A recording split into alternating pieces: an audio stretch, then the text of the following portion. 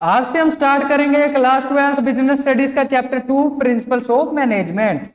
ये चैप्टर बहुत ही ज्यादा इंपॉर्टेंट है, बहुत ही ज्यादा इंटरेस्टिंग है और इसे हम बिल्कुल सिंपल लैंग्वेज में पढ़ेंगे। सबसे पहले हम पढ़ते हैं कि प्रिंसिपल्स ऑफ मैनेजमेंट का मतलब है क्या। ये प्रिंसिपल्स क्या है? ये प्रिंसिपल्स एक रूल्स और गाइडलाइंस है जो हेल्प करते हैं मैनेजर्स की डिसीजन मेकिंग में और ऑर्गेनाइजेशन को इफेक्टिवली रन करने में।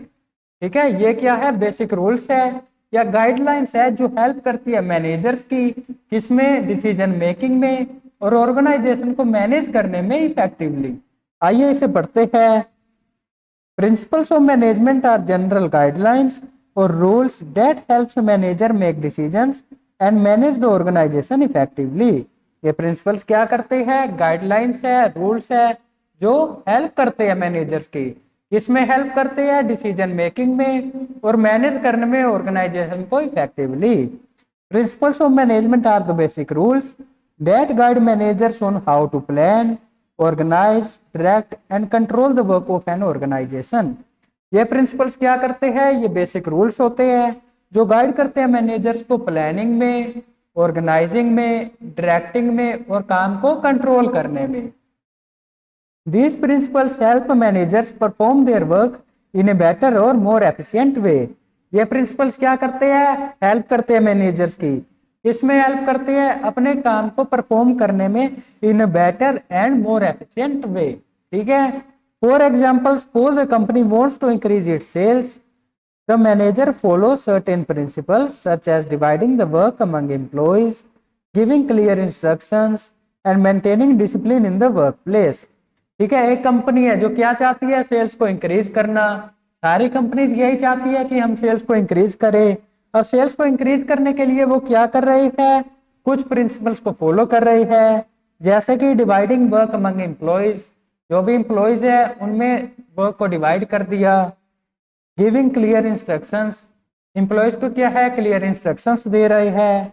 And maintaining discipline in the work place, work place पे क्या है? डिसिप्लिन मेंटेन करके रख रही है। अब इससे क्या हुआ? Because of this principles employees work efficiently, coordination improves and the company achieve it's target. अब हम इन प्रिंसिपल्स को फॉलो किया तो हमें क्या हुआ? हमें मिला कि एम्प्लॉइज वर्क कर रहे हैं एफिशिएंटली, उनकी कोऑर्डिनेशन इंप्रूव हो गई और कंपनी ने अचीव किया अपना सेल्स टारगेट। यानी प्रिंसिपल्स को फॉलो करने से क्या हुआ? कोऑर्डिनेशन आया, वर्कर्स अच्छे से काम करने लगे और कंपनी ने अपना टारगेट अचीव कर लिया। तो प्रिंसिपल्स ऑफ मैनेजमेंट क्या होते हैं? प्रिंसिपल्स ऑफ मैनेजमेंट वो रूल्स और गाइडलाइंस होती है जो हेल्प करती है मैनेजर्स की डिसीजन मेकिंग में और मैनेज करने में ऑर्गेनाइजेशन को इफेक्टिवली। अब एक चीज और है कि ये क्या है? रूल्स और गाइडलाइंस है, ये कोई लॉज नहीं है कि हमें इन्हें फॉलो करना ही पड़ेगा। ये सिर्फ क्या है? एम्प्लॉयज के बेनिफिट के लिए है कि अगर एम्प्लॉयज ये फॉलो करता है प्रिंसिपल तो उन्हें बेनिफिट होगा, बट ये नहीं है कि तुम्हें ये स्ट्रिक्टली फॉलो करने ही पड़ेंगे। अब इसके फीचर्स की बात करें तो सबसे पहले आता है universal application.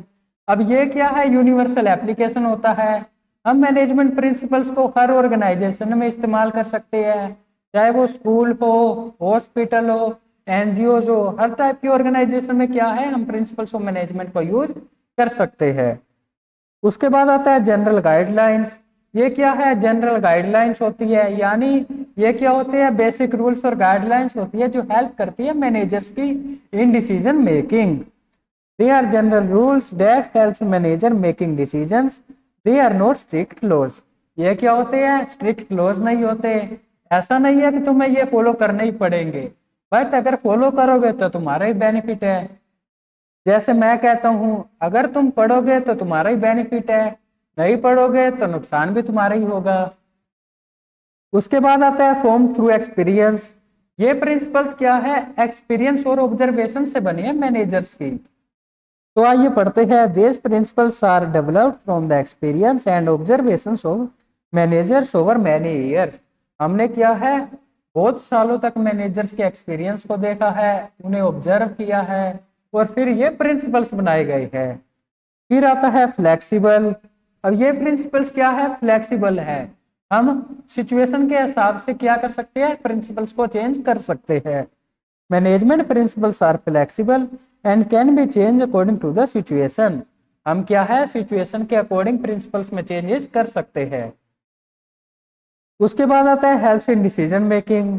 They guide managers in taking better and more effective decisions. ये क्या करते हैं, हेल्प करते हैं मैनेजर्स की, किस में हेल्प करते हैं, डिसीजन मेकिंग में। अगर हम प्रिंसिपल्स को फॉलो करते हैं तो हम क्या है, बेटर डिसीजंस ले सकते हैं। उसके बाद आता है improve efficiency. These principles help organisation use resources properly and improve efficiency. ये प्रिंसिपल्स क्या करते हैं, हेल्प करते हैं मैनेजर की रिसोर्सेज को अच्छे से यूटिलाइज करने में।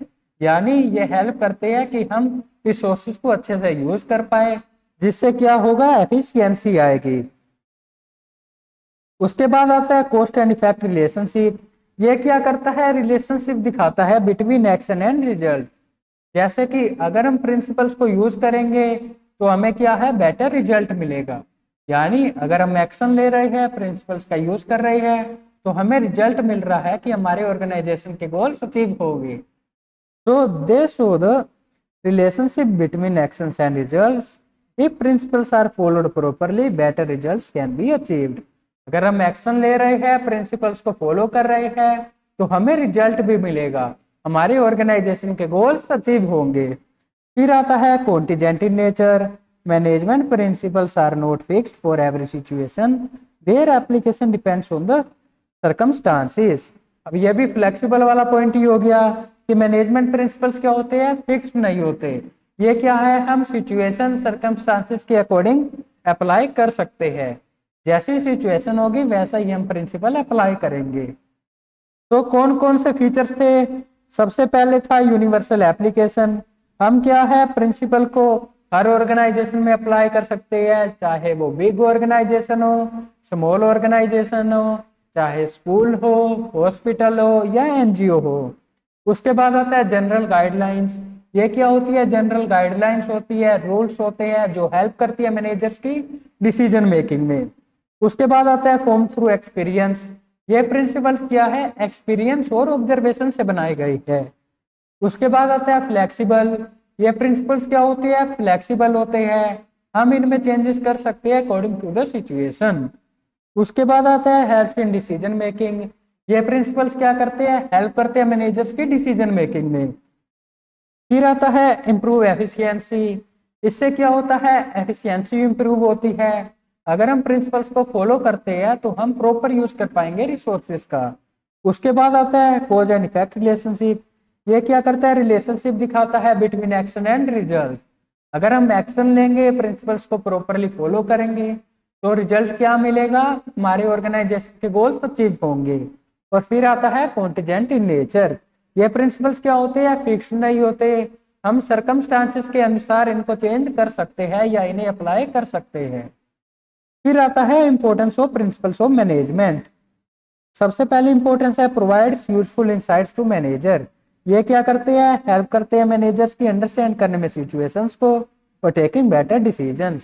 प्रिंसिपल्स क्या करते हैं, हेल्प करते हैं मैनेजर को कि वो सिचुएशन को अच्छे से अंडरस्टैंड कर पाए और बेटर डिसीजन ले पाए।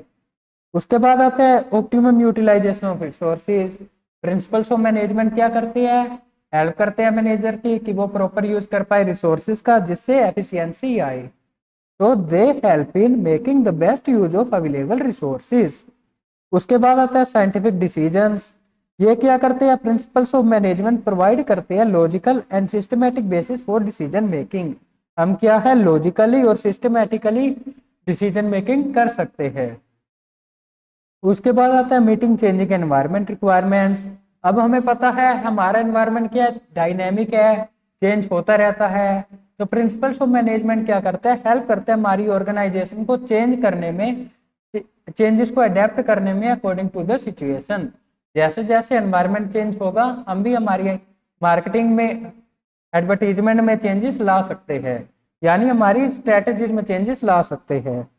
सो they help organizations adapt to changes in the business environment. हम क्या है, बिजनेस एनवायरनमेंट के अनुसार अपनी ऑर्गेनाइजेशन में चेंजेस ला सकते हैं। उसके बाद आता है fulfilling social responsibility. Principles of management क्या करते हैं, एनकरेज करते हैं बिजनेस को कि वो वर्क करे वेलफेयर ऑफ द सोसाइटी, वो अपनी सोसाइटी के लिए उनके बेनिफिट्स के लिए काम करे। तो the principles of management encourage businesses to work for the welfare of the society. उसके बाद आता है effective administration. Management principles help in proper planning, organising, directing and controlling which leads to effective administration of the organisation. Management principles क्या करते हैं, help करते हैं हमारी प्लानिंग में, ऑर्गेनाइजिंग में, डायरेक्टिंग में एंड कंट्रोलिंग में, जिससे क्या होता है इफेक्टिव एडमिनिस्ट्रेशन यानी कि इफेक्टिव मैनेजमेंट होती है, हम बेटर मैनेजमेंट कर पाते हैं। तो इसकी क्या क्या इंपॉर्टेंस थी, सबसे पहले provide useful insights to managers. ये क्या करते हैं प्रिंसिपल्स, हेल्प करते हैं मैनेजर्स की कि वो सिचुएशन को बेटर अंडरस्टैंड कर पाए और बेटर डिसीजन मेकिंग कर पाए।